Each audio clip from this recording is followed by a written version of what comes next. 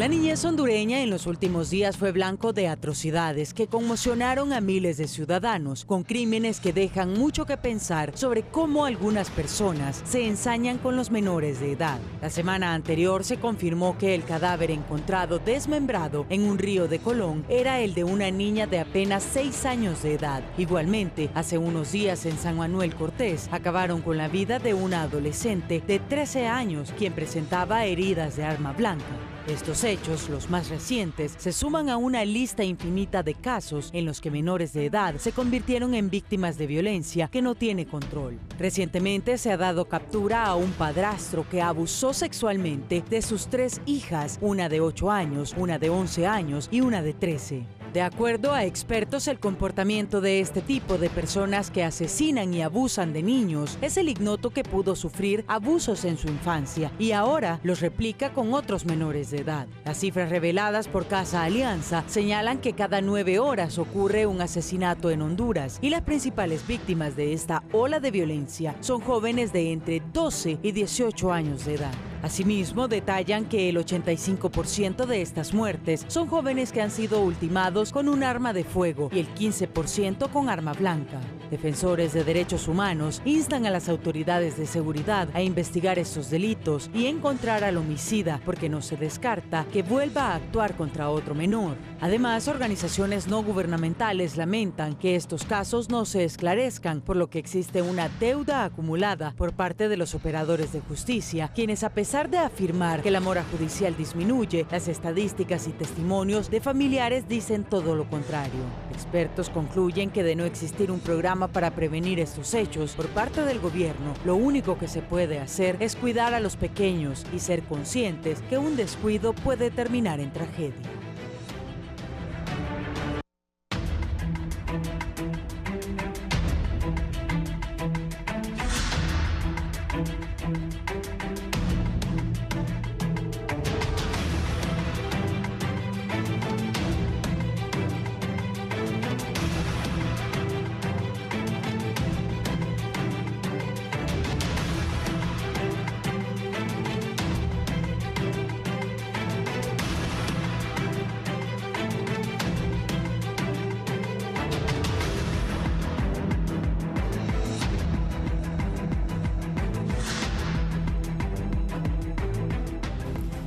Bienvenidos al Foro La Entrevista, esta mañana de lunes 30 de diciembre del año 2024, a punto de finalizar este año. Hay un tema de relevancia, como ustedes pudieron observar en nuestra nota introductoria. La violencia se ensaña en contra de nuestros niños y niñas y recientemente se ha dado una ola de hechos lamentables que vamos a analizar esta mañana con un panel de expertas, todas mujeres, que vamos a dialogar de este tema tan relevante y tan importante para nuestra sociedad. Nos acompaña Lisette Coello, ministra de la Secretaría de la Niñez, Adolescencia y Familia. Esta mañana, buenos días. Muy buenos días. Gracias, Andrea, por la oportunidad. Gracias por acompañarnos esta mañana. Gracias por su tiempo también a la licenciada Cándida Sauceda, directora de Casa Alianza. Buenos días. Muy buenos días, es un gusto estar con ustedes en esta mañana. Y asimismo la directora de Protección Especial, Ana Girón, nos acompaña. Buenos días. Muy buenos días, gracias por el espacio. Gracias a ustedes por su tiempo y por su disponibilidad para platicar sobre este tema. En las últimas semanas, como veíamos en nuestra nota introductoria, se han presentado diferentes hechos violentos en contra de niños y niñas en nuestro país. Y quiero consultarles por qué analizan ustedes que se dan este tipo de hechos, también la temporada del año, y por qué la violencia se ensaña en contra de estos niños tan pequeños y en estas situaciones tan complejas. Vimos una niña que fue apuñalada, otra niña que fue desmembrada completamente su cuerpo, se encontraron partes de su cuerpo allá en el departamento de Colón, y son situaciones que se han venido acumulando que son realmente impactantes para la sociedad hondureña. Licenciada Lisette. Bueno, sí, es lamentable, es una realidad que no podemos negar, es evidente. Aquí más bien esto nos llama, estos hechos, a reforzar lo que desde la creación de la Secretaría hemos venido promoviendo, un enfoque a la familia, porque es usualmente en ese primer ámbito supuesto de protección donde se ocurren, donde se suceden los hechos violentos. El por qué, bueno, es una situación muy compleja.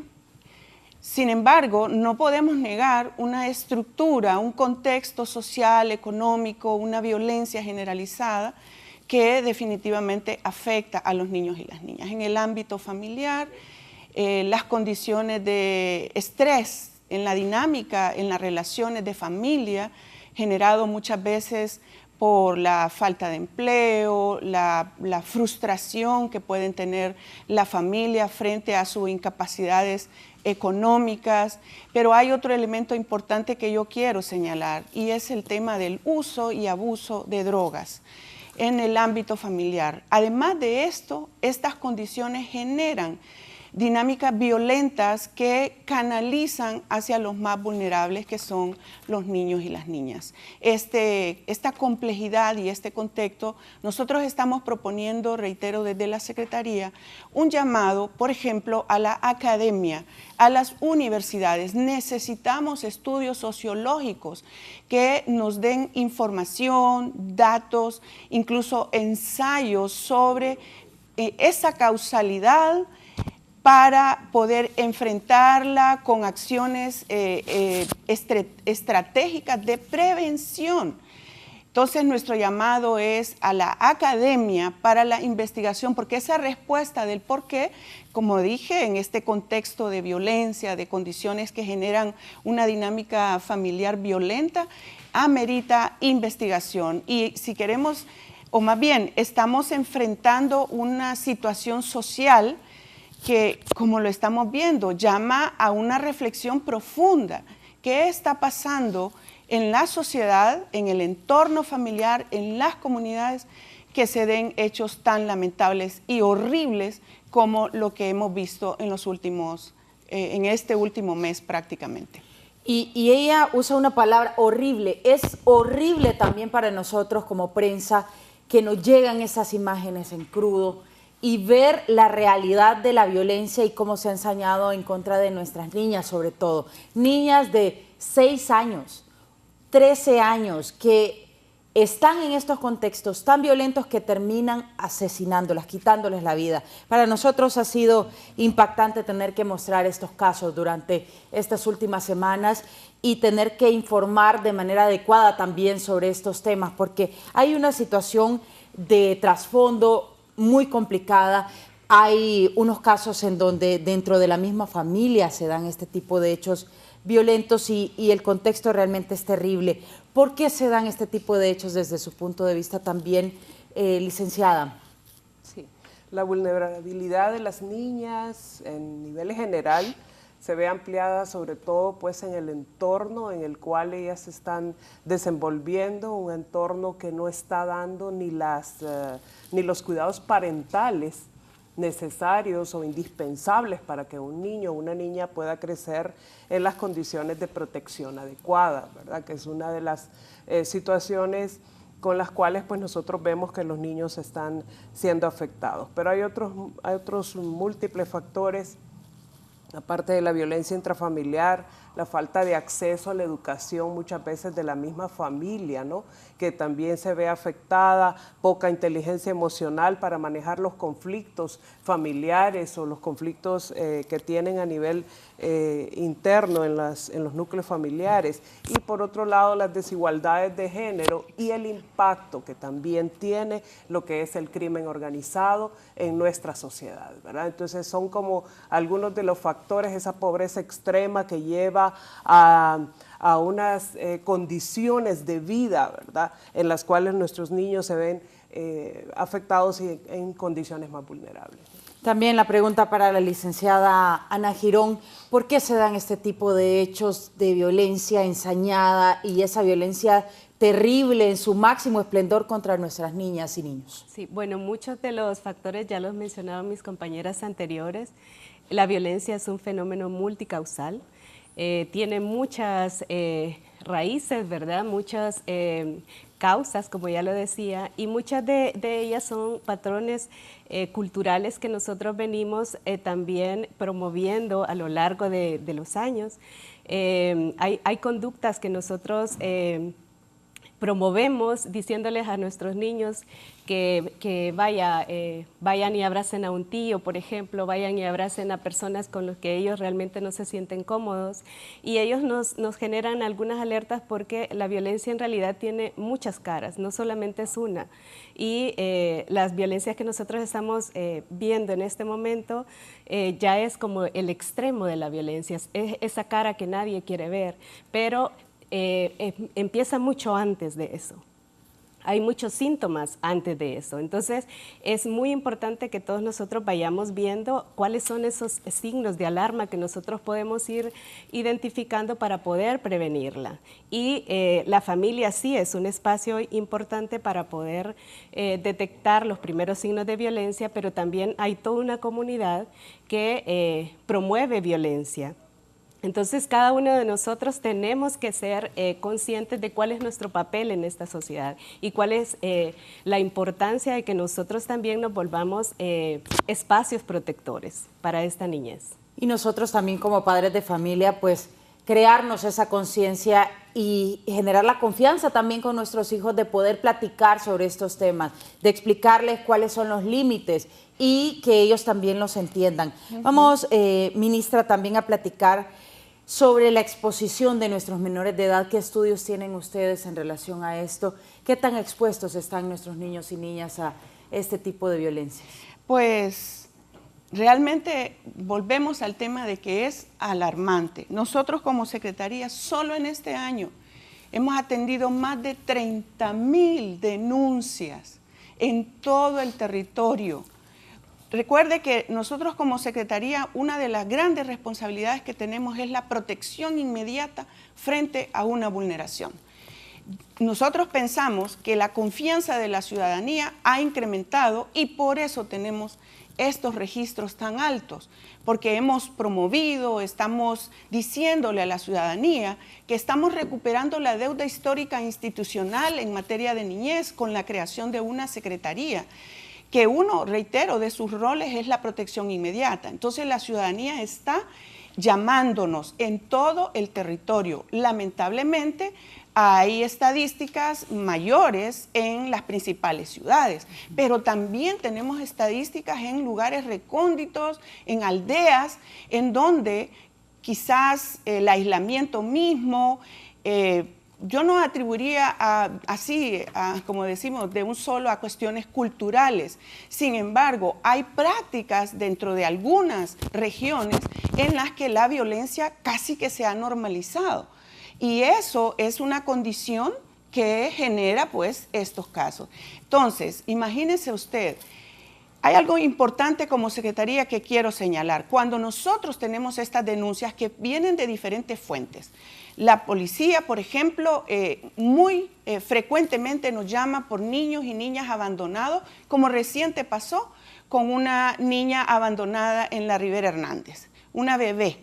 Nos llaman, nosotros acudimos. Para atender a esta bebé necesitamos y estamos implementando un modelo multidisciplinario para atender a esto. De ahí nosotros lo promovimos desde la creación de la Secretaría, la necesidad de personal técnico especializado, porque no se trata de ir, recoger la bebé, llevarla al hospital y luego ver qué pasa. Necesitamos trabajadores sociales, y voy a hacer un paréntesis a llamar también a la academia. En un gobierno socialista necesitamos un ejército de trabajadores sociales. Vuelvo, ¿por qué? Porque esta situación, a manera de ejemplo con esta niña, amerita una investigación de campo. ¿De dónde? ¿Quién pudo haber dejado a esta niña? ¿Cuáles son las condiciones? Casi como una investigación, es una investigación social, psicólogos.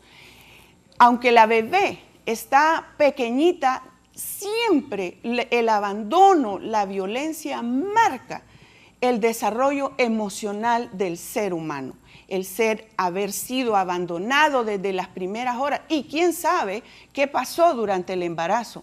Ese sentimiento de la mujer de rechazo, esa situación estresante, quizás ella misma estaba en condiciones de violencia, quizás fue abusada sexualmente, porque y a propósito con el tema de la violencia que focaliza las mujeres, todos estos casos también nos llaman a la reflexión que las mujeres en general y las niñas están siendo el blanco, ¿verdad?, de estas agresiones. Entonces, equipos multidisciplinarios, abogados, porque resulta, asesores legales, que esta bebé, al ser abandonada y nosotros asumir la protección inmediata de ella, después del hospital, ¿dónde vamos a tener a esta criatura? Pues tenemos convenios con instituciones residenciales de cuidado, pero ahí necesitamos la asesoría legal porque asumimos la representación legal de esta criatura. Nosotros nos convertimos como Estado, particularmente como Secretaría, en los responsables, garantes de los derechos de esa niña. Y así en general. Entonces, dice todo este encuadre para ver que la complejidad de la violencia hacia los niños y las niñas no puede ser abordada de manera aislada por una institución. Como lo decían mis compañeras, necesitamos fortalecer esa familia. La Secretaría está empeñada y desarrollando toda una propuesta para el alcance a la familia, no solo en la respuesta inmediata frente a la protección, sino la vinculación de la familia a otros programas, porque no es como Secretaría nosotros que vamos a venir a resolver la pobreza o la pobreza extrema o la violencia que se da dentro de la familia o el tema de drogas. Y eso es lo que nosotros hemos promovido, es una propuesta que rompe paradigmas en cuanto al enfoque de derechos de niñez, un sistema integral de garantías, que podamos abordar a esa niña, a manera de ejemplo, de manera integral, nosotros con equipos multidisciplinarios, pero que necesitamos la intervención y la actuación de otros actores. Por ejemplo, en esta niña, el hospital, y tenemos una vinculación directa con los hospitales, que también esa es otra fuente de denuncias. Nos llaman de los hospitales porque los bebés, sus madres, los han dejado. Vuelvo y repito, y no se trata de estigmatizar o castigar a la madre. También tenemos que investigar cuáles son las condiciones que llevaron a esa madre a tomar esa difícil decisión de abandonar a su hijo. Ese contexto económico, esa violencia de género que está sufriendo. Y por otro lado, estamos promoviendo, como decía, mecanismos, metodologías de alcance a la familia para abordar esta complejidad. Usted habla de más de 30.000 denuncias. ¿Eso en qué periodo de tiempo y a qué refieren estas denuncias? Principalmente nos habla de las ciudades, me imagino Tegucigalpa, San Pedro Sula, pero ¿en qué contexto se presentan, licenciada? En todo el territorio. Nosotros como Secretaría tenemos 6 oficinas regionales, ¿verdad? Y se llaman regionales porque están en el norte, sur, centro, oriente, occidente. Definitivamente la capacidad es limitada, porque una oficina, por ejemplo, en La Ceiba, cubre 4 departamentos, Islas de la Bahía, Atlántida, Lloro y Gracias a Dios. Tenemos una oficina, por ejemplo, en Gracias a Dios, con un equipo multidisciplinario que no se da abasto para recibir la cantidad de denuncias que se reciben. Tenemos aliados estratégicos, por supuesto, que nos han apoyado durante todo este año. Hemos conseguido recursos con la cooperación internacional. La UNICEF ha sido y es un aliado estratégico del Sistema de Naciones Unidas que comprendemos e implementamos metodologías probadas internacionalmente de abordaje. Entonces, respondiendo a su pregunta, en todo el territorio, en La Ceiba, que cubre, como le decía, 4 departamentos, en Santa Rosa de Copán, que cubre la zona occidental de nuestro país y la zona de Comayagua en el centro del territorio nacional. Y sí, ¿qué es la denuncia? Muchos casos inclusive de trato cruel e inhumano de los mismos padres hacia sus niños, malentendiendo por razones históricas que la violencia es el mecanismo para corregir, para disciplina, para educación. Entonces se llegan a extremos en los que prácticamente no sé ni el término de golpear de manera brutal. Tenemos ese tipo de denuncias a niños y niñas que por su condición de vulnerabilidad no pueden defenderse. Y esto genera en ellos una condición de miedo que va haciendo que no sean capaces incluso de denunciar. Muchas denuncias de esta naturaleza han sido por vecinos que han sido testigos de estas situaciones y ahí acudimos a su protección inmediata. Hablando del tema de la protección, también pues tenemos representación aquí. Cuéntenos cómo funciona ese procedimiento para que Casa Alianza pueda tener la guardia y cuidado de estos niños que, como decía la licenciada, pues en el caso de esta niña que fue abandonada, ¿cómo funciona el proceso para que ustedes tengan ya el cuidado?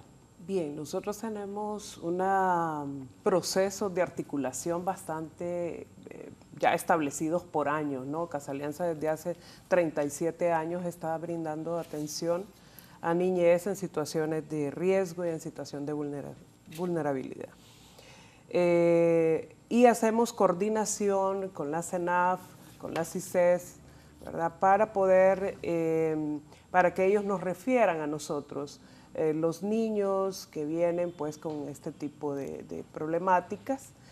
Casa Alianza los recibe, les brinda toda una atención integral en la cual pues ellos son atendidos desde sus necesidades básicas hasta todo lo que tiene que ver con atención psicológica, psiquiátrica. También se les da oportunidades de desarrollo para que ellos puedan pues asistir a la escuela o bien también algún tipo de formación vocacional en el caso de que ellos no puedan reincorporarse pues al sistema educativo por el tiempo en el cual llegan a la institución, ¿verdad? Pero desde nuestra organización pues nosotros estamos abiertos a poder tratar de manera integral pues la situación problemática con la cual los niños llegan a Casa Alianza, situaciones de abuso en cualquiera de sus formas, violencia, explotación sexual y trata, ¿verdad? Que son algunos de los perfiles, igual como jóvenes que han estado, que hicieron la ruta migratoria y han sido deportados, ¿verdad? Desplazados por la violencia a nivel interno y a nivel también por deportación. Entonces son para nosotros algunos de los casos y de los perfiles que Casa Alianza está atendiendo actualmente y a los cuales pues les brindamos este tipo de asistencia. Como bien lo decía la doctora, ¿verdad? Hay una coordinación y alguna vinculación que nosotros hacemos con organismos del Estado para poder recibir pues a estos niños y que ellos puedan ser ingresados en nuestros programas. Yo quisiera apuntar siempre en la misma línea que hablaba la doctora, porque me parece un tema sumamente interesante, el hecho de esto de la prevención y de la prevención de la violencia, ¿verdad? Porque Casa Alianza también asiste a niños desde las comunidades. No solamente atendemos niños en nuestros programas residenciales, sino que hacemos prevención de violencia desde las comunidades, ¿verdad? Entonces, ¿cuál es el enfoque ahí? ¿Verdad? ¿Qué es lo que nosotros pretendemos hacer como organización? ¿Verdad? El poder crear o ayudar a las familias a que puedan desarrollar esa capacidad de poder crear esas redes de protección desde la comunidad, ¿verdad? Hablamos bastante de las situaciones intrafamiliares, la violencia intrafamiliar y todo lo que está sucediendo en el seno de las familias o a lo interno de los hogares.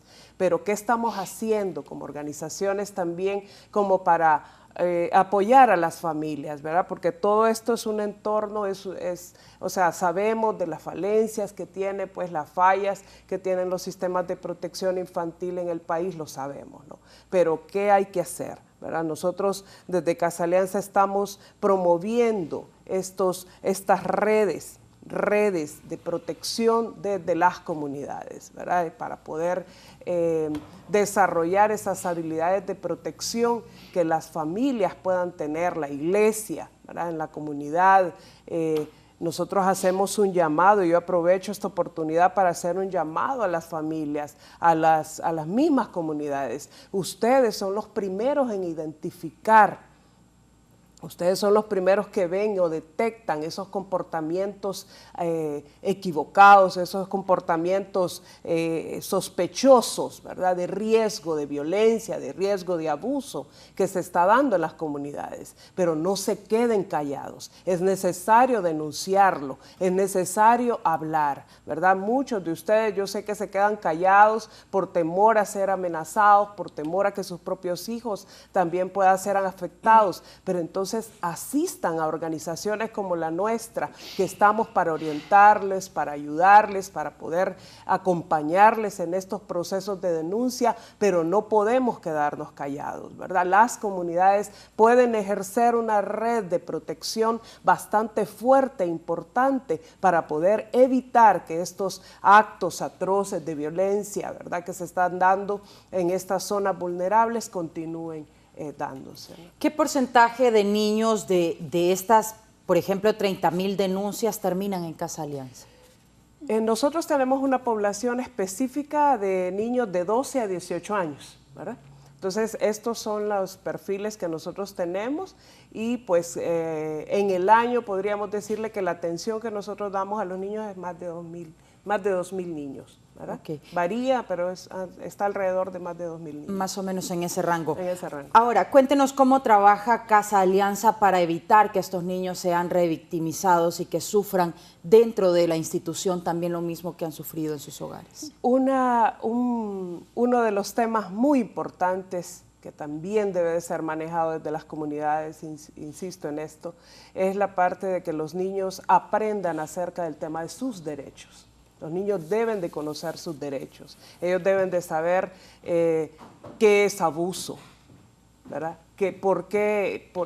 A veces hay niños que están siendo tratados y no saben que eso es un delito, ¿verdad? Ellos ven la violencia ya como algo generalizado. Entonces, que los niños conozcan sus derechos es importantísimo, el poder capacitarlos a ellos, habilitarlos para que ellos puedan denunciar también. Desde Casa Alianza nosotros orientamos a los niños, les damos procesos de capacitación en los cuales ellos conocen cuáles son sus derechos, cuáles son los deberes que sus padres o sus familiares tienen, qué cosas son delito o no, y que ellos tengan la capacidad de poder interponer una denuncia, de conocer estos procesos, conocer los sistemas judiciales. De hecho, hemos tenido una coordinación con la Corte Suprema y ellos también hemos llevado a los niños a que ellos conozcan todos esos procesos judiciales y que ellos sepan qué es lo que cuál es el procedimiento que se sigue legalmente cuando alguno de ellos está siendo abusado o vive en alguna situación de vulneración. Ahora, licenciada Ana, cuéntenos cómo debería ser idealmente ese proceso de protección de nuestros niños y niñas que ya están en este nivel de vulneración y que necesitan asistencia, y cómo se da en Honduras.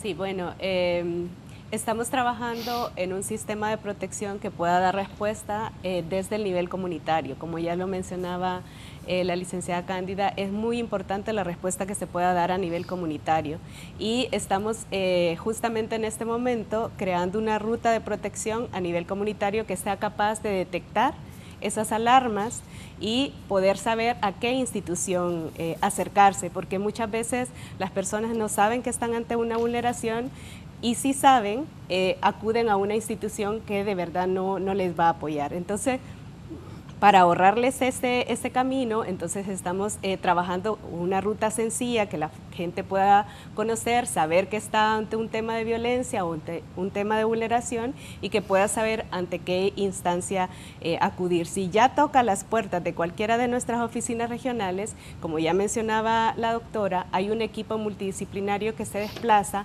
para poder hacer la investigación. Muchas de estas situaciones no necesariamente tienen que ir a una institución de cuidado residencial. ese análisis lo que nos va a decir es qué medida de protección es la más apropiada para ese niño o niña, dependiendo la situación en la que esté. A veces, si en el espacio o en el núcleo familiar es donde se está dando la violencia, el equipo multidisciplinario lo primero que tiene que detectar es si ese niño o esa niña tiene familia extendida. Si no hay familia extendida, entonces lo siguiente va a ser un centro de paso que nos permite un tiempo de evaluación para poder identificar una alternativa apropiada para ese niño. En caso de que no exista familia extendida, nuestra próxima alternativa va a ser una familia de protección temporal, siempre buscando que este niño tenga espacios protectores pequeños, porque si nosotros decidimos de una sola vez ingresar al niño a un IRCA, estamos generando una condición más difícil para este niño. Necesitamos encontrar espacios protectores que sean pequeños, acogedores y que realmente cumplan esa función de restaurar el daño emocional que haya pasado con ese niño. Entonces hay todo un proceso que se sigue, siempre con un equipo multidisciplinario que va dando la pauta para identificar qué es lo mejor para ese niño, y en este momento estamos incorporando lo que ya nos dicen los derechos de los niños, escuchando la voz de ese niño, porque por mucho tiempo hemos dejado de escuchar la voz de los niños, que ellos nos dan muchos elementos para poder tomar mejores decisiones para ellos. Y en este momento la voz del niño es muy importante para poder tomar decisiones. Y bueno, sobre este tema también yo quisiera que ilustráramos las formas de denuncia, porque hablamos de esas 30.000 denuncias, pero sabemos que hay mucha gente que quizá no se atreve o que quizá no sabe cómo denunciar este tipo de violencias en contra de niños y niñas. Doctora Lisette, ¿cómo se puede seguir el procedimiento y también si se puede hacer de forma anónima, si quizá soy un vecino que conoce un caso cercano de un niño que está sufriendo y que quizás se le pueda ayudar de esta manera? Así es. Efectivamente, decía que el nivel de confianza ha incrementado en la institucionalidad y esa forma tenemos denuncias. Vecinos que de manera anónima se comunican con nosotros directamente. Recuerde que tenemos una vinculación muy importante con el 911, ¿verdad? El personal del 911, que es la línea de emergencias, ha sido capacitado para la recepción de denuncias, especialmente en casos que involucran a niños y niñas. Y de ahí tenemos una vinculación inmediata que activa nuestros mecanismos de respuesta. Eso por un lado. Entonces la persona puede llamar al 911 de manera anónima y hacer la denuncia. A propósito que pasó un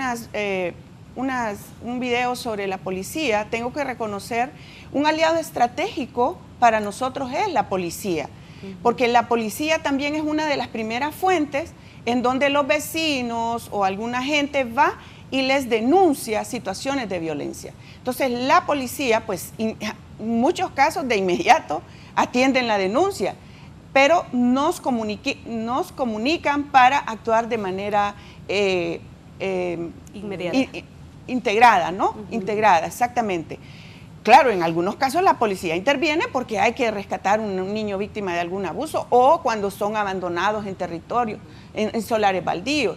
Entonces tenemos esa relación con diferentes instituciones, como lo mencionaba la licenciada Cándida, directora de Casa Alianza. Tenemos esos vínculos porque también, miren, hay muchas iniciativas de trabajo comunitario que están también educando, por decirlo de una forma, o accediendo a las comunidades a conocer que existen mecanismos de denuncia seguros, que hay respuestas. Por supuesto, tenemos muchísimos retos todavía para desarrollar todas las capacidades que son necesarias.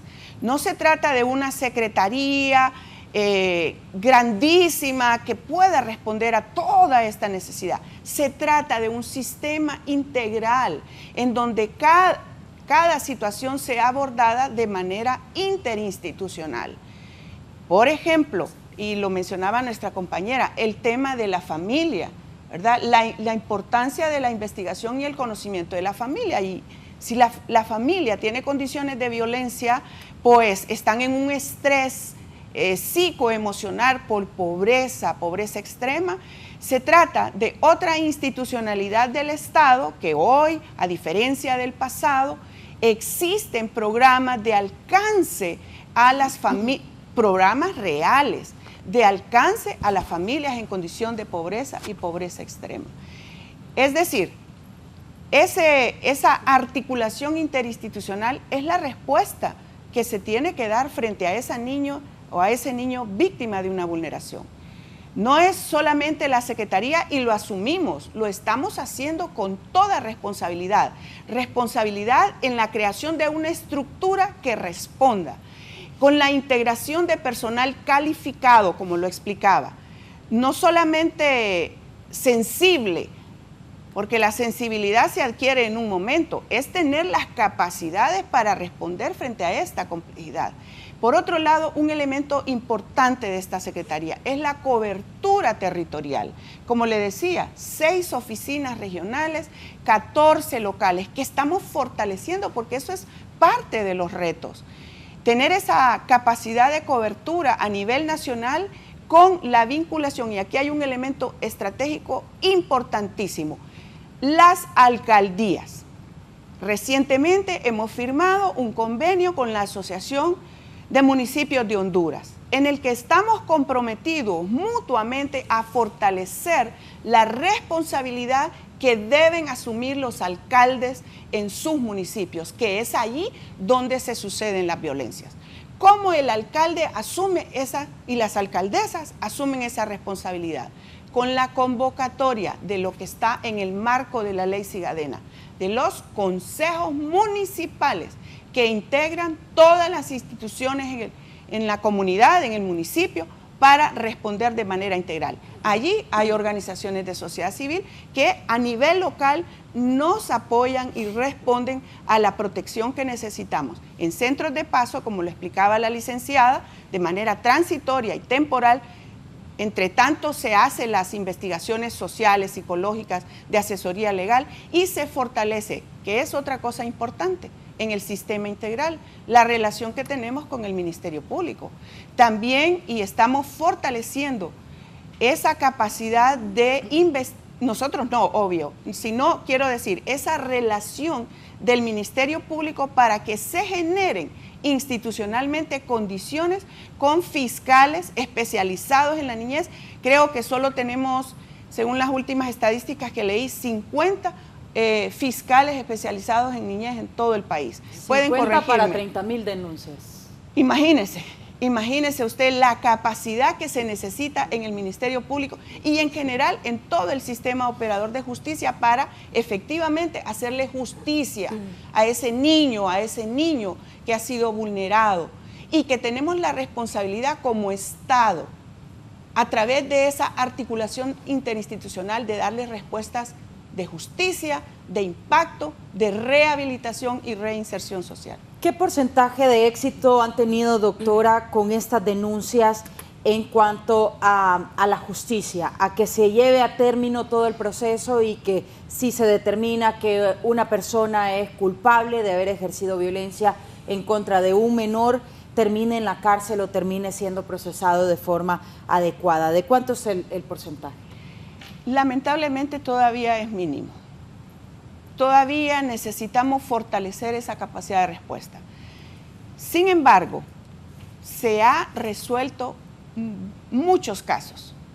Recuerde que es un proceso que parte de la investigación y no es nuestra responsabilidad como Secretaría. Claro. Le corresponde al Ministerio Público. Dentro de sus debilidades, ¿cuál ha sido el trato? Cuando se suceden casos de niñez, darle prioridad. Ejemplo, una denuncia que están atendiendo ahora mismo sobre un robo, sobre qué sé yo, y viene una denuncia sobre una vulneración de derechos, habrá que poner en espera esa otra denuncia y darle prioridad a los niños y a las niñas para todo el proceso investigativo y la vinculación con el Poder Judicial. Tenemos una excelente coordinación también con el Poder Judicial y los jueces de niñez que están dando celeridad a la investigación. Y mire, la importancia de ser secretaría es que tenemos otro nivel de interacción con las instituciones, ¿verdad? Como secretaría. Y en el caso del Poder Judicial, esa relación se está fortaleciendo y tenemos resultados de investigación. Sí, hay un reto para todas y todas las personas, las instituciones. Esta realidad tan dura debe ser afrontada y por eso nuestra reiteración es a la sensibilidad, a la ciudadanía en general. Agradezco a los medios de comunicación que se convierten también en ese sistema integral de protección en aliados. Ya los comunicadores en muchos espacios han recibido capacitaciones sobre el enfoque de la presentación de la noticia frente a vulneración de derechos, la protección necesaria de la identidad de las víctimas, etcétera. Quiero decir, necesitamos, frente a esta realidad y las debilidades institucionales que en este gobierno se están fortaleciendo, no puede ser en 2 o 3 años resolver un abandono histórico de la institucionalidad en niñez resuelta así. Pero sí estamos dando muestras fehacientes, muestras objetivas de la recuperación histórica de esa institucionalidad. Por un lado, la Secretaría, por otro lado, un sistema que nos está integrando como gobierno para responder. Y por otro lado, muy importante, el entendimiento desde la sociedad civil de la importancia de la vinculación con el Estado. Nos complementamos mutuamente. Como Estado, como gobierno, no tendríamos la capacidad de atender estas 30,000 denuncias si no nos articulamos con otras instituciones. Y volviendo al municipio, al alcalde, al consejo municipal. ¿Sabe qué? Mire, en Honduras se dan cosas muy buenas. Tenemos más de 160 consejos municipales que están funcionando. Por supuesto, unos más, otros menos. Pero tenemos consejos municipales pioneros en dar respuesta a la vulneración de sus derechos. Por mencionar y que no se resientan algunos, Puerto Cortés, por ejemplo, ha sido emblemático en esa respuesta. Santa Rosa de Copán, por ejemplo, emblemáticos en esa respuesta interinstitucional. Así es, que se han enfocado en tener localmente ese recurso que quizá no se tiene a través de 6 oficinas, es muy poco para poder alcanzar a todos los departamentos del país, que es donde seguramente en ese momento se están dando casos de violencia. Licenciada Cándida, usted se refería a un punto interesante, y es que desde Casa Alianza se atiende a niños migrantes retornados, y yo quisiera hacer énfasis en esto también porque es de reconocer que hay un porcentaje de niños que está saliendo del país, ya sea acompañados de sus padres o incluso solos. Cuéntenos cómo están en esta situación en Casa Alianza, cuántos niños atienden ustedes y cómo regresan a nuestro país, también en qué condiciones. Sí, la situación de la migración, de las deportaciones sobre todo, pues que es un caso bastante complejo. El perfil de esta niñez es un perfil más de complicación emocional más elevado, diría yo, que lo que normalmente pues un niño que ha tenido nada más pues una situación de calle o de algún riesgo X, aquí pues a nivel local ha vivido. Estos jóvenes pasan durante la ruta migratoria, atraviesan una serie de situaciones de vulneración, de abusos emocionales, físicos, sexuales, que los lleva pues o los trae o vienen obviamente pues con consecuencias, con situaciones más complejas. Por lo general el niño que ha hecho la ruta migratoria siempre va a buscar nuevamente hacerlo, va a buscar nuevamente emigrar, ¿verdad? Nosotros en la institución pues procuramos que el niño encuentre un arraigo, que encuentre una posibilidad ya sea de educación, de un emprendimiento, de que ellos puedan tener alguna actividad que los pueda motivar como para poder quedarse nuevamente en el país, ¿verdad? Entonces les abrimos alguna serie de oportunidades en las cuales ellos puedan primeramente pues superar el trauma, superar la situación. Hay un estrés postraumático que también afecta emocionalmente a estos jóvenes, ¿verdad? Algunos vienen con algunas conductas desafiantes, ¿verdad? Obviamente la personalidad de un niño que toma la decisión de realizar una ruta migratoria no es alguien temeroso, ¿no? Tiene que haber tenido alguna condición de vida que lo haya conducido a ello, ¿verdad? Sobre todo los menores que se van no acompañados, que tienen pues el valor de poder realizar todo ese proceso, vienen con algunas condiciones emocionales y un tipo de personalidad pues que requiere de una atención integral y de una atención emocional pues un proceso bastante largo, ¿no? Pero en la institución pues procuramos poder darles todo lo que es todo lo que es la atención integral, pero sobre todo, como le digo, una parte importante es el proceso del trauma, el manejo del trauma, el manejo de su situación emocional, la superación, pues en cuanto a lo que es esta parte emocional, para que ellos puedan nuevamente pues tener un anhelo de poder quedarse en el país, de tener una oportunidad de poder pues estudiar o de realizar algún tipo de emprendimiento. Muchos de ellos se orientan por la parte vocacional, ¿verdad? Algo más práctico, más rápido, como para poder ejercer, ¿no? Entonces, que barbería, que algunos tipos de oficios y algunas actividades que puedan ser como más prácticas. Hay algunos de ellos que también han tenido formación para chef, que han estado con nosotros y que han podido desarrollarse en esa área y que los vemos pues ya con otro tipo de pensamiento. Hemos cambiado, no al 100% a toda la población, el hecho de que deje ya el deseo de poder migrar nuevamente, pero sí hemos logrado, ¿verdad? Yo diría que un buen porcentaje logra quedarse y puede rehabilitarse pues estando en nuestras instalaciones, no solamente pues las atenciones que hacemos con los niños en las residencias, sino que también atendemos población migrante deportada desde sus familias, en las comunidades. En el análisis profundo de ese tema, ¿cuántos niños son los que ustedes tienen en Casa Alianza que son migrantes, que han retornado al país? Y también, ¿qué porcentaje de ellos les expresa ese anhelo de quizá volver a intentarlo en esa ruta Nosotros migratoria? podríamos decirle que en el año nosotros tenemos aproximadamente entre unos 20 a 30 niños de población migrante en las residencias, pero sí atendemos a niños en las familias, ¿verdad? En San Pedro Sula tenemos un programa fuerte de reintegración familiar que atiende a niñez migrante, ¿verdad? Desde sus familias, desde sus comunidades, y allá son sus familias completas, ¿verdad? El niño con sus familias.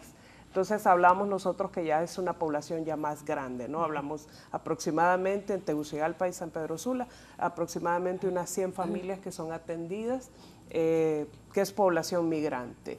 Pero acá en nuestros programas alrededor de unos 20 a 30 niños anualmente están con nosotros. Quiero compartirles que es para nosotros pues unas historias de éxito muy lindas. La CENAF en su momento nos envió a nosotros una pareja de niños venezolanos, migrantes de paso. Estos niños, pues lamentablemente, durante la ruta migratoria ellos perdieron a su madre. Nosotros los acompañamos en ese proceso de duelo.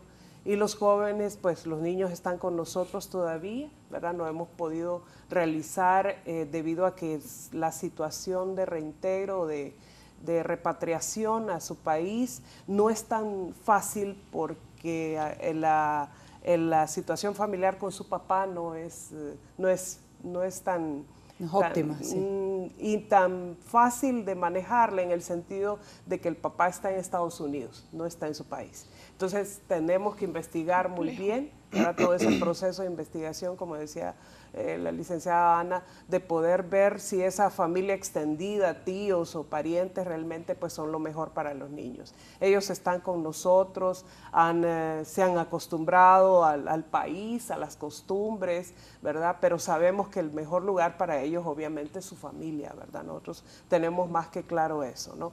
Pero sí ha sido en los dos sentidos, para nosotros el hecho de poder ver que podemos ser un factor de protección para ellos ha sido bastante favorable. Hemos aprendido mucho con estos migrantes de paso y los jóvenes que han sido deportados en cuanto a todo ese proceso que ellos viven y sobre todo las realidades con las cuales ellos van a tener que enfrentarse posteriormente cuando ellos ya tienen que prepararse para poder integrarse nuevamente a la escuela o a la sociedad. Pero el otro factor que yo quería comentarles en relación a esta pareja de niños es el hecho de ver la gran necesidad de poder contar con una familia que nosotros vemos en esta población, ¿verdad? Ellos necesitan un lugar seguro. Ellos necesitan una familia que le brinde protección, ¿verdad? Y se apegan a los educadores, se apegan ¿verdad? Al entorno que tienen más cercano, que es el personal con el cual ellos están siendo atendidos, pero en realidad nosotros vemos la gran necesidad que esta población está teniendo, ¿verdad? Y la necesidad de poder tener ambientes seguros y protegidos. ¿Qué tan complejo es el tema de la adopción en Honduras? He tenido la oportunidad de tener acceso a algunos informes y en relación a otros países, adoptar en Honduras es sumamente complicado. Cuéntenos sobre ese proceso y también de qué manera pues se está dando este tipo de adopciones recientemente. Ese es un tema que sería con Ana. Sí, bueno, por mucho tiempo ha sido realmente un proceso sumamente largo, pero justamente estábamos celebrando la semana anterior de que en este momento no tenemos ni una sola solicitud que no haya sido o que no se le haya dado trámite en este año. Porque, como ya decía la doctora, tenemos personal en esa subdirección que es personal sumamente comprometido y ha venido trabajando en acelerar los procesos en cada uno de los momentos. Una de las fases que más tarda para que un niño se vaya en adopción es la fase previa a la adopción, previa a que un niño esté en estado de adoptabilidad. Y ahí es donde la gente se confunde cuando es un proceso extremadamente largo. Pero es que para que un niño sea declarado en estado de adoptabilidad, se tienen que agotar todas las instancias, realmente identificar que en el país no hay familia que pueda asumir esa responsabilidad, porque el derecho de ese niño es crecer con su familia biológica. Entonces, la gente cuenta el tiempo que el niño tarda en declararse en estado de adoptabilidad y luego el tiempo que ya ese niño entra en un proceso de adopción. ¿Cuánto podría sumar? En este año hemos hecho el conteo y hay niños que se han ido en un año, por ejemplo, que antes un proceso tardaba 5 años y hemos logrado que el proceso avance aceleradamente y que se acorte. Entonces, también estamos trabajando en la mejora de la ley de adopciones. Y la ley de adopciones también tiene ahí algunos aspectos que definitivamente tienen que cambiar para que el proceso avance. Entonces, ese es un proyecto de ley que este próximo año definitivamente nos va a ayudar a que mejore sustancialmente todo este proceso y que no se detengan ese derecho que el niño tiene a crecer en una familia, ya sea su familia natural o una familia adoptiva. ¿Cuántos niños en este momento están en proceso de adopción en Honduras? Esa es una muy buena pregunta porque justamente por lo que le decía, hay más de 200 niños en estado de abandono, que esa es una condición diferente. Pero justamente en este momento los niños que tenemos para que busquen una familia, para que se le busque una familia idónea, son pocos y son arriba o en estado de, nosotros le llamamos una adoptabilidad compleja, porque ya son niños mayores de 10 años, por ejemplo, que las familias no buscan niños de 10 años, buscan niños recién nacidos o en la primera infancia. Entonces, para que nosotros podamos conseguir familias a estos niños, ya se nos vuelve todo un reto. Entonces, sí tenemos niños en estado de adoptabilidad, pero la mayoría de ellos no están declarados en estado de adoptabilidad, están en una vulneración por abandono. Y lo que estamos haciendo es investigando y que realmente ese proceso lleve todos los requisitos que debe de tener un niño para poder ser declarado en abandono. Y tiene dos etapas, una etapa administrativa y una etapa judicial. Por eso es que tarda tanto. Ambos procesos tienen esas dos etapas, tanto la etapa de adopción tiene una etapa administrativa y una etapa judicial. Igual el estado de adoptabilidad tiene una etapa administrativa y una etapa judicial. Entonces son procesos diferentes, pero la gente tiende a confundir y tomar en cuenta todo ese tiempo. Quizás, más de 200 niños en abandono. En abandono. Sí, exacto. Quisiera reiterar algo muy importante que nos ha dicho la licenciada Ana. Este año, 28 niños que habían estado esperando por años están con familias. Ah, sí, también. 28 niños que hoy están ejerciendo su derecho a una familia. Familias que estuvieron por años en esos trámites, ¿verdad? Esperando. Como Secretaría hemos hecho una reestructuración institucional con personal calificado que ha asumido ese reto de recuperar expedientes, procesos en el pasado que estaban estáticos. Sí. Entonces, eso también son buenas noticias. Por supuesto, y aquí hay otro elemento. No es solo la Secretaría, como lo señalaba la licenciada Girón. En estos procesos interviene también el Poder Judicial. Dos elementos. Declarar en abandono es una competencia del Poder Judicial. Nosotros le facilitamos toda la información, los expedientes, la documentación. Declarar en adoptabilidad o dar, perdón, en adopción al niño también es una sentencia judicial que nosotros hemos, ¿cómo se dice?, documentado para que el juez tenga todos los elementos de determinar. Y otro elemento clave es, fíjese que en esta determinación del estado de la adopción en sí, fíjese que interviene el colegio médico, que a propósito hago un llamado, porque tenemos un comité interinstitucional que analiza los casos. El colegio médico que se presente a estas reuniones, porque ahí es donde se están determinando si esa familia es idónea para el niño. Nosotros, y esto es bien importante, no le buscamos a las familias niños, al niño le buscamos una familia.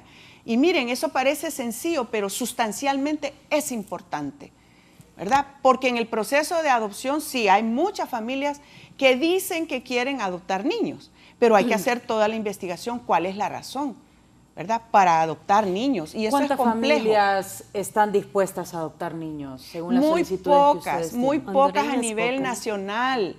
Fíjese que tenemos una demanda a nivel internacional mayoritaria.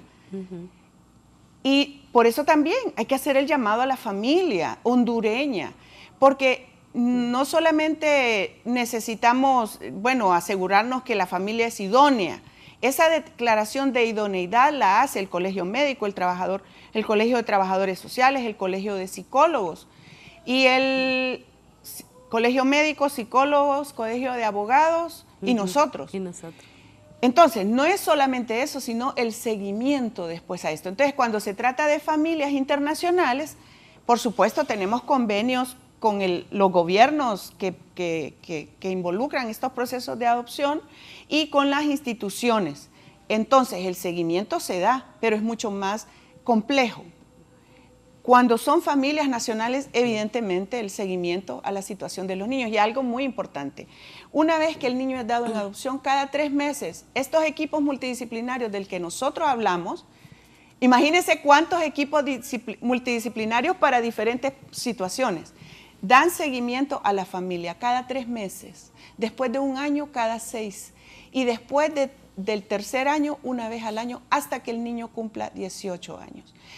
Usted dice, tenemos, creo que ahora mismo, Anita, no me recuerdo, tenemos como 90 niños en espera de adoptabilidad. Lo que ha pasado en el pasado, valga la reiteración ahí, es que niños que tenían ya estado de adoptabilidad a los 1 o 2 años, por los procesos que se tomaron tanto tiempo, ya tienen 6, 7 años.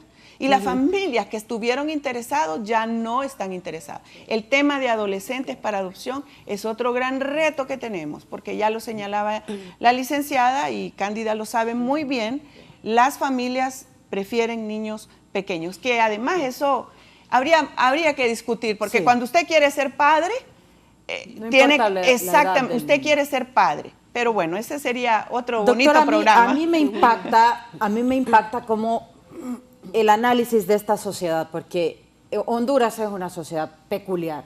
No hay términos para definir a Honduras en la sociedad que tenemos. Usted habla de que hay muy pocas familias hondureñas que están dispuestas a adoptar un niño hondureño. Sin embargo, cuando se habla de violencia sexual, del uso de métodos anticonceptivos, de emergencia, del tema, incluso ya yéndonos más allá del aborto, que hay tantas teorías respecto a ello y hay tantas opiniones respecto a ello. La mayoría de comentarios que generalmente nosotros recibimos en redes sociales es gente pro vida que opina que pues si hay una situación de violencia sexual, la mujer que fue violada debe tener al niño porque se le estaría quitando la vida al niño. Pero imagínense ustedes, si este niño nace, las posibilidades que tiene de ser adoptado son muy pocas, según lo que usted nos manifiesta. ¿Cómo están en esa situación y cuál es su opinión también respecto a esto? Al menos por familias hondureñas, porque hay pocas solicitudes. Sí tenemos solicitudes de familias internacionales, como ya me mencionaba la doctora, pero solicitudes nacionales son pocas, muy pocas. De hecho, como decía antes... ¿Cuántas tienen hasta el momento? Justamente en este momento están en trámite, porque necesitan reunir requisitos legales y cuando ya completan todos esos requisitos legales y pasan todo un proceso de capacitación y pasan también un proceso de evaluación psicológica y social, entonces ahí es donde se determina si esa familia es idónea para la adopción. No hay entonces en este momento, ninguna todas las que ya tenían ese trámite finalizado, todas ya están con un niño asignado. Entonces las que tenemos en este momento son expedientes que están en proceso de completar uno de esos trámites. Para declararlos que son idóneos para la adopción, porque hay otro momento en el que ya también mencionaba la doctora, que es cuando ya llegan a ese comité, que en el comité es donde se asigna la familia a ese niño. Entonces son como momentos diferenciados.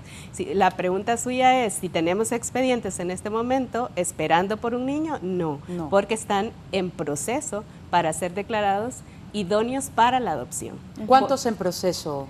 Ese dato justamente en este momento se lo debo, pero sí hay son poquísimas, son alrededor de 19. 19 nada más. 19 que están en proceso. De esas 19 nosotros vamos a calificar, solo 9 tienen el perfil por los procesos de investigación, las razones por las que quieren exactamente adoptar. Eso es un elemento y eso también clave. no lo tenemos como...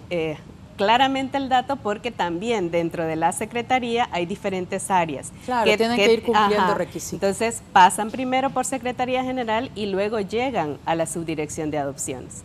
Entonces son momentos que las familias tienen que ir pasando para poder llegar a ser idóneas para la adopción. Y valga señalar que ahora como Secretaría hemos establecido esos procesos transparentes, fluidos, para conocer y dictaminar que lo hacen los jueces, una adopción de garantía. Pero solo una cosita más, por el tema de niños, no tenemos muchas solicitudes nacionales y mire qué sorprendente, tenemos solicitudes internacionales de niños con discapacidad.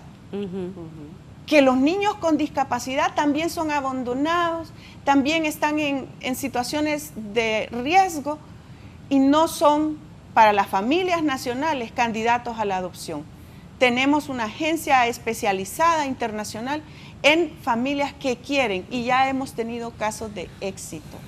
Familias que han llevado niños hondureños con situación de discapacidad a ser adoptados legalmente y en esos otros países tienen mejores condiciones por los servicios médicos que necesitan. Vea qué interesante, cómo también un niño con capacidades especiales se ve limitado en las posibilidades de ser adoptado en nuestro país.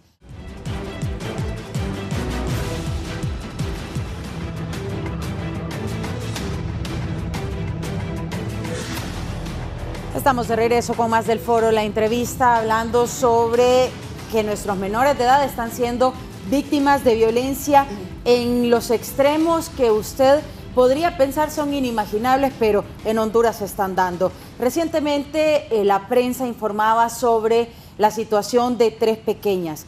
Hubo un hombre, un padrastro, que violó a 3 hermanas de 8 años, 11 años y 13 años de edad. ¿De qué manera se debe procesar a estas personas que están ejerciendo violencia sexual de esta manera dentro de los hogares? Y eso es lo preocupante de este asunto. Y yo les decía, al momento en que presentábamos la noticia, usted no puede confiar en nadie, a sus niños. Y este caso, pienso que debemos detenernos porque es importante, porque ya el hombre se capturó. Pero ¿de qué manera se va a judicializar, doctora?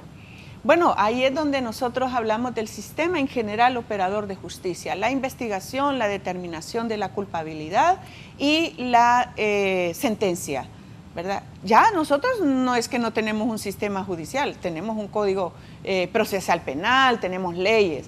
Le corresponde al sistema operador determinar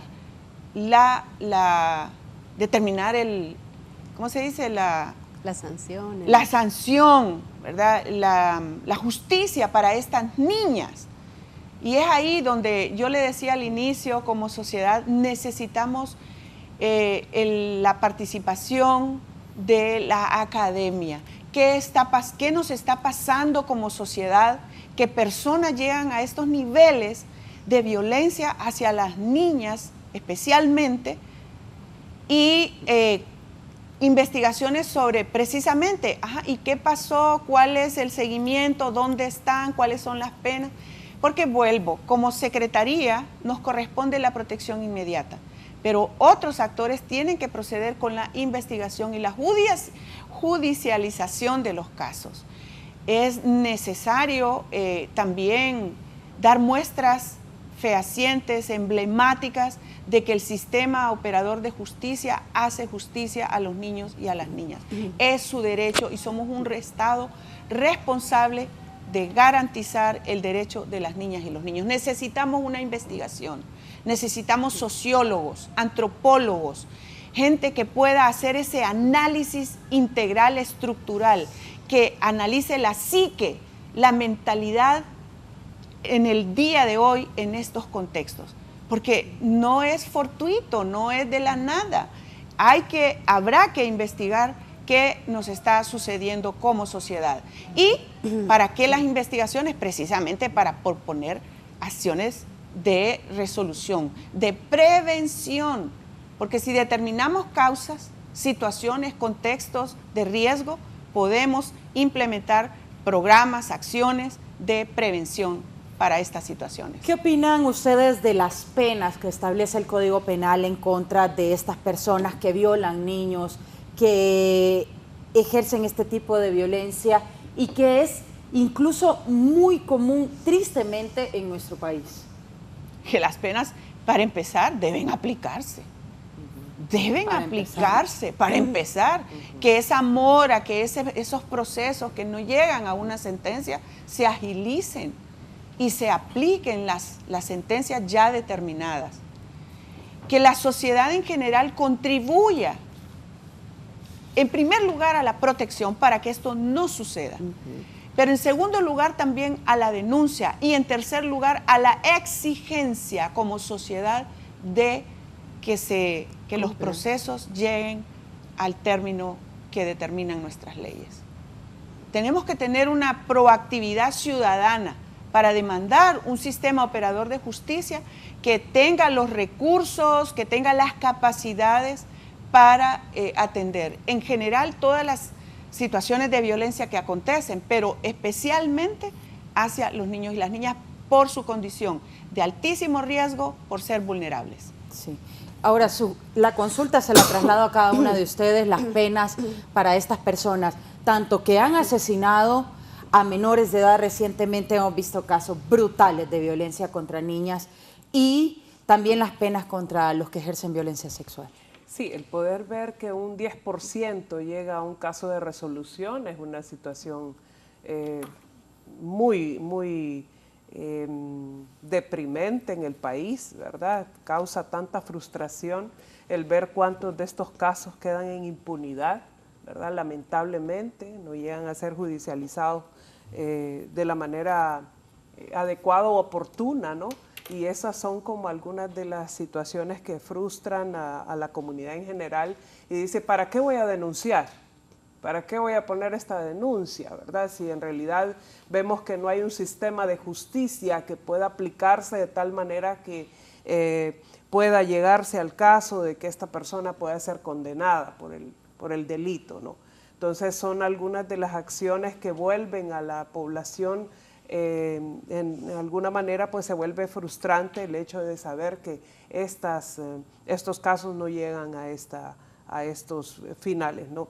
Algo importante que yo quería sumar a lo que usted decía, ¿verdad? Que estos casos de violencia sexual están tan incrementados de una manera tremenda, ¿verdad? Y representa para todos como sociedad en general un gran desafío.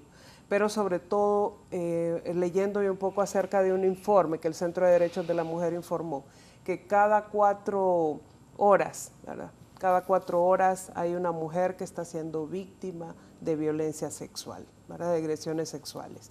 Y lo peor de eso es que de una de esas 4 mujeres es una niña, ¿verdad? Una menor de 18 años, ¿verdad? Y eso sí es un dato alarmante, ¿verdad? Nuestra niñez está siendo víctima de abuso sexual y no están siendo atendidas. No se está dando pues las investigaciones oportunas como para poder detener a estos agresores, ¿verdad? Las niñas están siendo violentadas en sus propios hogares, como lo mencionábamos anteriormente, pero ¿qué está pasando? ¿Qué es lo que sucede, verdad? Nosotros estamos tan llenos y creo que somos un país en el cual las estadísticas se manejan muy bien. Pero ¿qué está sucediendo con las estadísticas? ¿Qué estamos haciendo con ellos, ¿no? Con estos datos? ¿Qué respuesta estamos dando ante estos datos alarmantes de violencia que se está dando en el país o de abusos sexuales en los niños, ¿verdad? Entonces sí necesitamos fortalecer estos sistemas de justicia para poder garantizar una protección integral a la niñez, ¿verdad? Sobre todo en estos casos de abuso. Imagínense ustedes, 10% se judicializa nada más. Un 10%. Y de esos 10%, ¿qué tantos son culpables? Ese es otro asunto. Otro asunto, ¿no? Porque este 10% es el que se condena, ¿no? Es correcto. Es lo que son culpables. Y que son culpables. Son culpables. Este 10%. Bien, es interesante conocer estos índices porque a pesar de que estamos hablando de cifras, son personas, pues y se representan personas. Exactamente. Y eso es lo impactante de todo esto. Cuéntenos su opinión también como directora de protección especial sobre estos casos de violencia sexual que quizá a algunos les llegan, pero es un porcentaje mínimo. Sí, es que, bueno, el sistema judicial es parte de ese engranaje, pero no es solamente el sistema judicial. Ya mencionábamos antes que hay diferentes partes en ese engranaje y deben de funcionar todos. Si uno no funciona, entonces todos los demás tampoco funcionan. Entonces tiene que funcionar adecuadamente. Imaginando o haciendo esta analogía, todo debería de estar aceitado para que funcione bien. Entonces puede que funcione el sistema judicial, pero necesitamos fortalecer todos los otros aspectos de ese engranaje, la familia, la comunidad, el Estado, todos los que formamos parte de ese gran engranaje, porque sí podemos tratar el tema de una forma punitiva, y sí, lo podemos hacer, pero estamos descuidando todas esas otras áreas. Entonces sí tenemos que verlo como un todo, como un problema que realmente necesita verse desde diferentes perspectivas para que realmente podamos abordarlo de manera adecuada. Si no, solamente vamos a estar trabajando o exigiendo a una parte de ese sistema y no a la totalidad. Entonces, como mencionábamos al principio, todos tenemos que formar parte activa de este gran sistema. Si no, realmente vamos a tener fortalecido una parte, pero lo demás lo vamos a descuidar. Gracias. Y bueno, quisiera analizar también los diferentes aspectos, y lo decía muy bien la doctora, todavía no se tiene estudios de la academia de lo que está sucediendo con nuestra sociedad, pero hay indicios que nos dicen que hay debilidad en la estructura de la familia, que la violencia generacional pues se sigue transmitiendo tristemente de una generación a otra. Y yo quisiera que analizáramos también la situación y el contexto de las maras y pandillas y cómo el uso de drogas, el uso de alcohol también están detrás dentro de esta escalada de violencia en contra de nuestros niños y niñas. Cuéntenos qué analizan ustedes también de acuerdo a los casos que se les presentan y cómo ven la situación también de estas estructuras violentas. Bueno, sobre todo la instrumentalización, hablemos en esos términos, de personas menores de 18 años, incluso entre 9, 10, 11, 12 años. Niños, niñas que están siendo instrumentalizados por grupos criminales. En Honduras tenemos leyes condenatorias para este tipo de utilización de menores. No se trata de que por ser menores no hay justicia o no se aplican las sanciones. Como Secretaría tenemos una institución especializada que es el Instituto Nacional de Menores Infractores en Honduras. Porque una persona menor de 18 años sí infringe la ley y no es cuestión de que no va a seguir un procedimiento, un procesamiento formal, ¿verdad? Sino que el sistema de justicia para ellos es diferente al sistema o a los mecanismos penitenciarios de adultos. Porque las personas menores de 18 años, y sobre todo imagínese usted niños de 11, 12, 13 años, instrumentalizados por maras o pandillas, grupos criminales, aún no han terminado de desarrollar sus capacidades ni fisiológicas, ni emocionales, y mucho menos sociales. Por tanto, en esa instrumentalización, lo que se necesita y se da y es un mecanismo especial de justicia para ellos, que no los lleve a cárceles de adultos por esa condición de niños, sino a espacios de privación de libertad, dependiendo la falta, a espacios de privación de libertad, porque si necesitamos aislarlo en algún momento, pero en ese aislamiento se deben dar procesos pedagógicos de sanación, reintegración, desarrollo de habilidades y capacidades. Hoy también como Secretaría y en el marco del plan de gobierno del Partido Libertad y Refundación que dirige nuestra presidenta Xiomara Castro, el Instituto Nacional de Atención a Menores Infractores se ha fortalecido y se está revisando toda la metodología de abordaje a los menores de edad que infringen la ley. Vuelvo, no es cuestión de que, o sea, hay una mala lectura en cuanto a que por ser menor de edad no hay justicia. Claro que la hay. Hay una determinación de la culpabilidad. La diferencia es el proceso distinto a adultos. Y quiero decirle algo. Sabe que en el Instituto Nacional, en el INAMI, Instituto Nacional de Atención a Menores Infractores, hoy día solo tenemos 95 menores de 18 años institucionalizados. En las cárceles de adultos, me estaban dando el dato, más de 20,000 adultos. Entonces, imagínense la comparación, 95 contra adultos 20,000. ¿Quién está infringiendo la ley? ¿Quién está haciendo esa violencia o está siendo contributivo a esa violencia? Los adultos. Son mucho menos los menores de edad que están implicados en esto.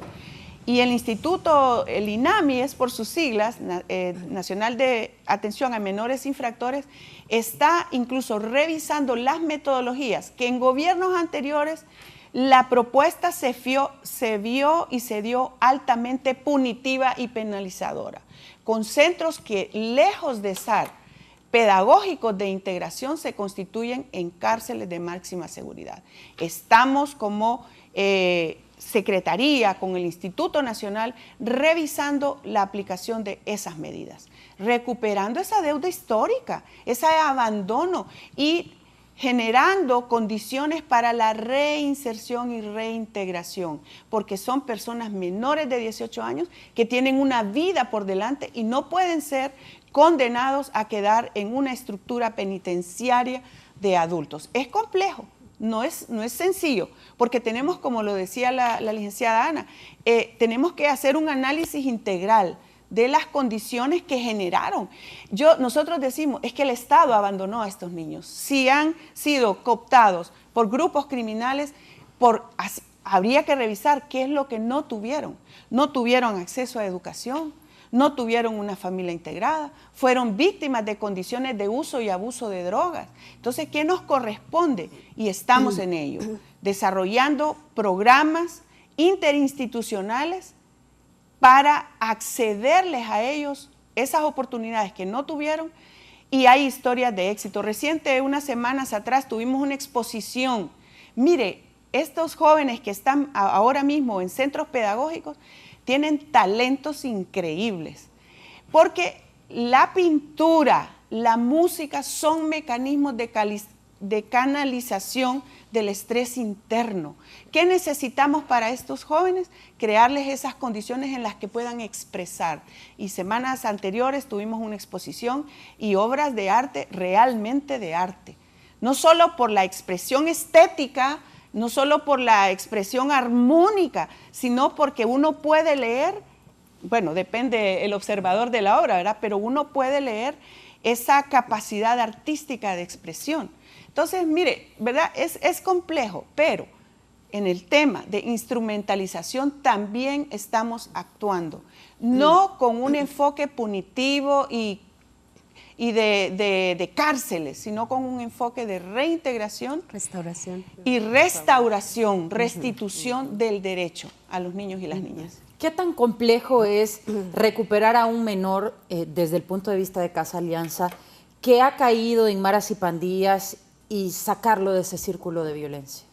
Bien, antes de poder responderle su pregunta, una de las situaciones más complejas que nosotros estamos viendo actualmente en la niñez, sobre todo en las comunidades vulnerables, es el reclutamiento forzado, que los niños están siendo víctimas en comunidades bastante complejas, ¿no?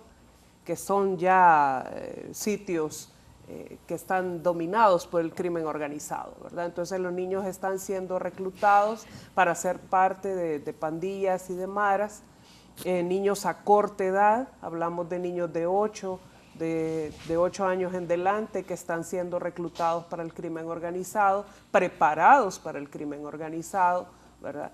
Y esto obviamente pues lleva a lo que usted mencionaba anteriormente, pues que estos jóvenes luego pues se vuelven, cometen delitos, cometen algún tipo de agresiones producto de esta formación que ellos mismos están recibiendo en estos lugares, ¿no? Nosotros con INAMI actualmente tenemos un convenio, hemos firmado un convenio también y hemos trabajado ya por muchos años con los procesos de restauración de estos jóvenes que han sido procesados, ¿verdad? O que han tenido pues, un proceso judicial o que han estado vinculados a maras y a pandillas, ¿verdad? Para nosotros dentro de Casa Alianza es un proceso complejo el decir que vamos a tener un menor que ha estado pues que ha sido parte de una pandilla, porque sí nos puede generar pues un conflicto teniendo pues miembros de diferentes maras ahí en la residencia, ¿verdad? Pero sí hemos trabajado nosotros con jóvenes que han estado como que simpatizan, ¿no? O que han estado en alguna situación ahí de judicialización, pero que no necesariamente pues han estado con el crimen organizado, ¿verdad? Pero es parte del proceso que nosotros estamos teniendo con ellos. Siempre se incorporan a los procesos de formación que reciben los demás niños. Ellos igual tienen un proceso psicológico, emocional, atención integral, pero algo importante que mencionaba la doctora es el poder darles a ellos una posibilidad de que aprendan, de que desarrollen sus habilidades, de poder conocer qué potencialidades tienen para que ellos puedan desarrollarlas, ¿verdad? Con muchos de esos jóvenes, al igual que nosotros tenemos ahí en la institución, son grandes pintores, artistas, son jóvenes que se orientan hacia la música, hacia las habilidades artísticas, que vale la pena poder apoyarles. Algunos son muy emprendedores, el fútbol, el deporte, que también es parte que a ellos les ayuda muchísimo a poder pues desarrollar un poco más esas habilidades. Pero sí es importante el poder darles la formación vocacional que les pueda ayudar a que una vez que ya estén fuera de nuestra organización, ellos puedan poder valerse por sí mismos, ¿no? Tengan una preparación base para que ellos puedan reincorporarse a la sociedad. Es bien complejo el que un niño que haya pasado por un proceso de estos lo sea reincorporado, ¿verdad? Porque sí están esos estigmas, ¿verdad? Fue un niño que estuvo o que fue parte de tal cosa, ¿no? Nosotros de hecho hemos también tenido un proceso de poder quitarles tatuajes a los niños y que pasen por ese proceso de también, pues, ¿verdad? Ayudándoles en esa estima, que también quitarles esos estigmas que ellos traen y que muchas veces con los cuales ellos bregan por sí mismos y también van a tener que enfrentarse a la sociedad. Pero es parte de la preparación que estando en Casa Alianza los jóvenes reciben para que ellos puedan estar lo suficientemente habilitados para poder incorporarse. Es interesante conocer también cómo pues estas estructuras criminales están tan arraigadas en nuestra sociedad y cómo pues llevan a estos pequeños que quizá no tienen oportunidades en otras áreas como educación y que no tienen ese chance y lo que les queda es unirse a estas estructuras. Licenciada Ana, también cómo se aborda. Sí, bueno, una de las necesidades natas del ser humano es pertenecer. Es una de las necesidades básicas según una pirámide que hay por ahí de Maslow. Entonces, esa necesidad de pertenencia es la que nos impulsa a buscar un sitio o un grupo a donde pertenecer. Si no es la familia, entonces va a ser otro espacio, alguien que nos acoja. Y evidentemente la forma en cómo vamos a abordar esta problemática siempre tiene que ser a nivel de muchas instituciones, no es desde una sola perspectiva, porque la violencia, como todo fenómeno, evoluciona durante el tiempo. Inicia mucho tiempo atrás de que nosotros podamos verla físicamente o expresamente.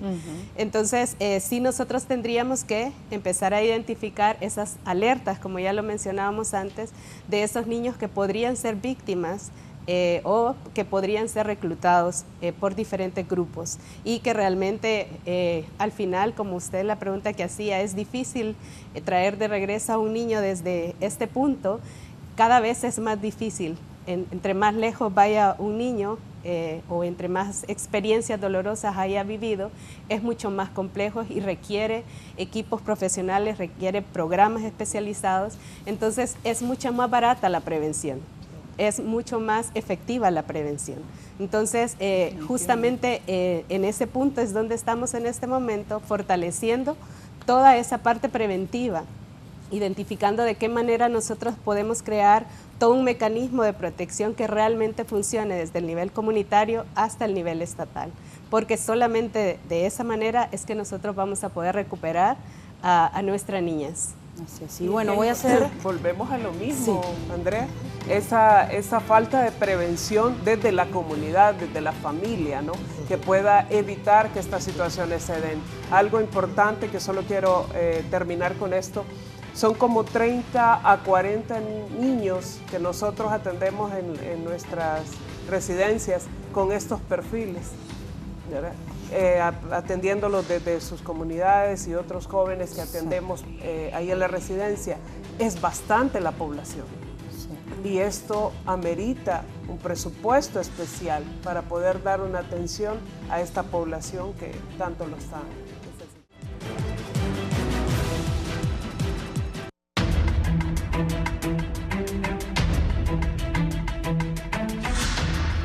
Estamos de regreso con más del Foro de la Entrevista, ya en etapa de conclusiones.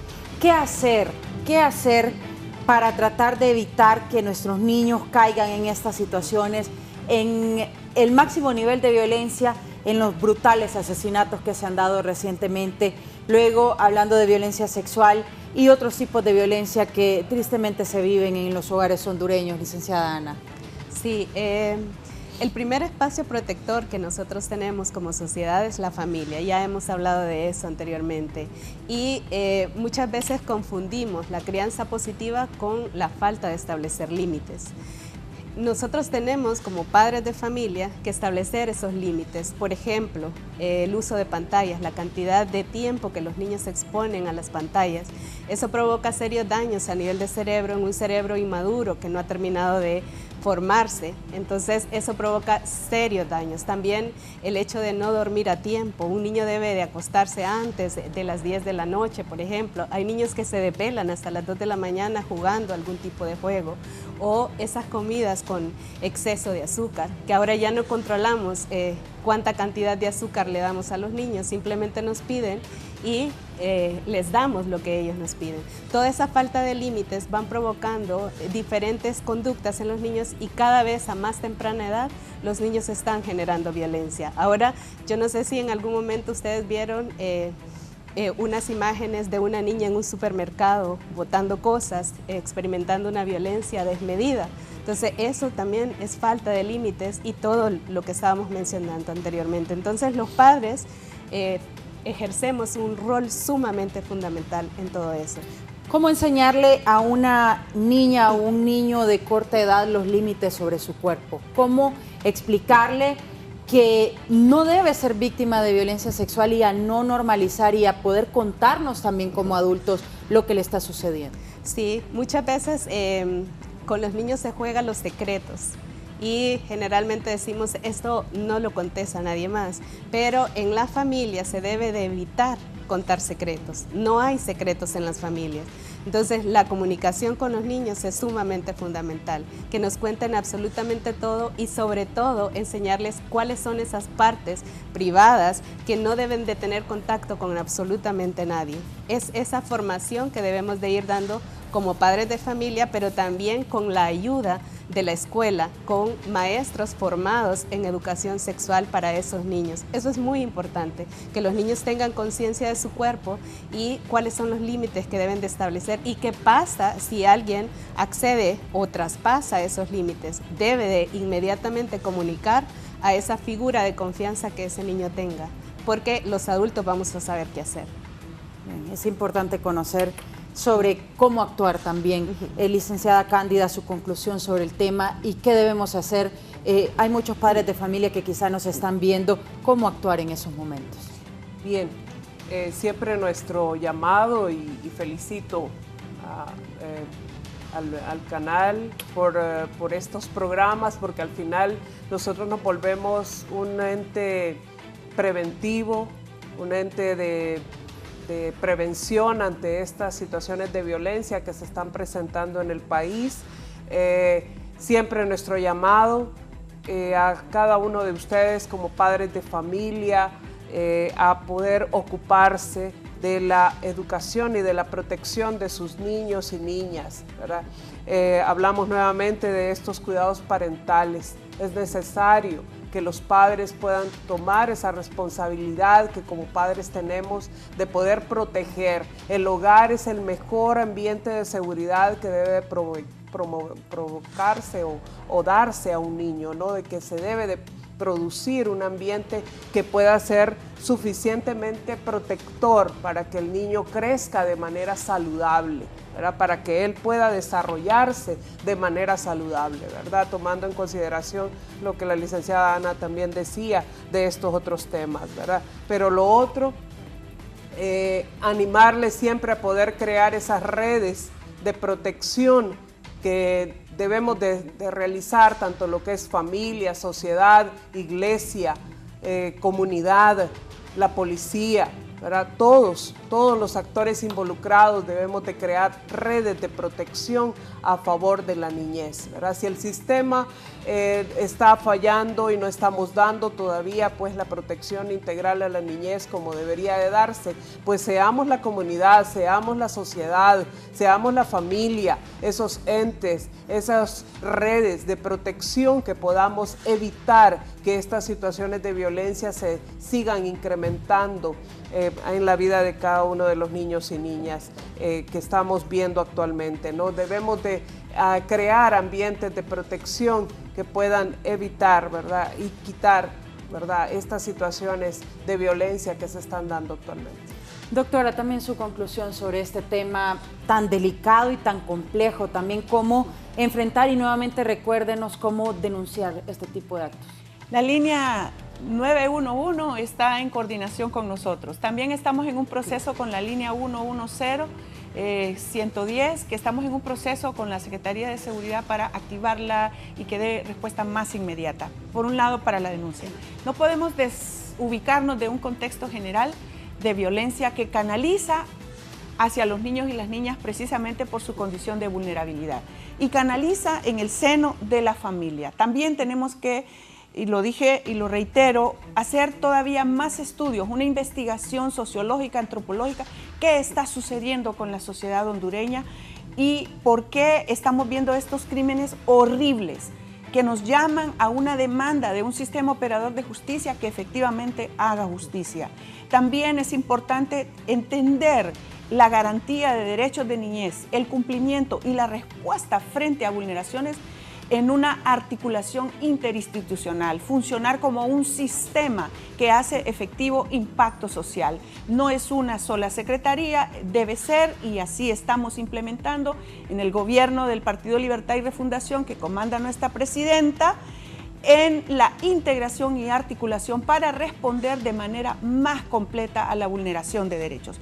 Finalmente, es importante y solo quiero retomar, la familia como el entorno protector, escuchar, ver la conducta de los niños y protegerlos.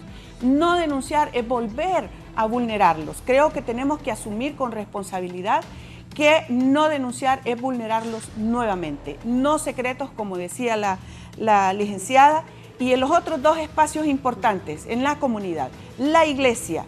En la iglesia también habrá que mantener la observación de la conducta de las familias o de los niños y las niñas que se congregan en las iglesias y tener un rol más activo de denuncia. También la escuela, que es el espacio donde los niños pasan mucho tiempo, fortalecer esa capacidad de respuesta orientadora. La función del maestro orientación debe revitalizarse, debe promoverse para efectivamente, y en el trinomio que sabemos, maestros, alumnos y padres de familia, activarse. En la comunidad, finalmente, los patronatos, que son las unidades comunitarias que habrá que tomar una conversación al respecto, pero ahí también un rol activo de protección. Pudiéramos tener comunidades que en las entradas diga, esta comunidad protege a los niños y a las niñas. Sería fantástico. ¿Cómo avanzan las investigaciones en los casos específicos de la menor Nicole Villeda en la Lima Cortés, de 13 años, que fue asesinada brutalmente, y también el caso de esta niña de 6 años que fue desmembrada en el departamento de Colón? Nosotros tenemos comunicación con el Ministerio Público y evidentemente hay datos que no pueden ser socializados para no entorpecer los procesos. Pero sí estamos claros que se está investigando y recopilando los datos necesarios para llevar a la determinación de la culpabilidad y en sí desarrollar todo el proceso formal, ¿no?, de investigación y de determinación de causas. Entonces, vuelvo, ese es el mecanismo integrador de un sistema de justicia que articula desde la investigación, la determinación de las causas, pero sobre todo la sentencia condenatoria. Como Secretaría estamos comprometidos con identificar, con el apoyo de del Ministerio Público, a los agresores. Hoy existe una Secretaría que está comprometida como Estado garante de derechos con la protección integral de los niños y las niñas en nuestro país. ¿Cómo lograr que ese mensaje de que se va a judicializar, de que se va a procesar, llegue a los agresores y tengan un mínimo grado de temor de cometer estos delitos? La impunidad es el principal estímulo para la comisión de delitos, de este y otros. Necesitamos fortalecer la justicia en nuestro país, que se dicten, que se hagan las investigaciones, que se lleve el procesamiento formal, que se detenga a las personas y se sometan a los procesos de determinación de responsabilidad y aplicación que ya nuestro estamento legal en materia penal establece. Como sociedad necesitamos exigir y ser parte de esa complejidad que significa comunidades, iglesias, escuela, familia, articulada a una institucionalidad que dé respuestas más contundentes. Nos decía, licenciada Cándida, sobre el presupuesto con el que ustedes cuentan. Todavía no se ha aprobado el presupuesto general de la República para el año 2025, pero ¿cómo están en esas condiciones? Sí, el presupuesto actual es insuficiente para la demanda y para toda la respuesta que nosotros debemos de darle a la niñez, ¿verdad? Son insuficientes los presupuestos, las asignaciones que se dan pues a nivel de los organismos como CENAF, que son limitados para lo que debería de darse, ¿no? Es muy limitado para la demanda que se tiene en el país. Y las organizaciones de sociedad civil como nosotros brindamos, pues estamos ahí para poder sumarnos a esta responsabilidad, sumamos para poder contribuir, pero aún así, ¿verdad?, contamos con grandes desafíos en relación a temas presupuestarios como para poder dar una respuesta inmediata, ¿verdad?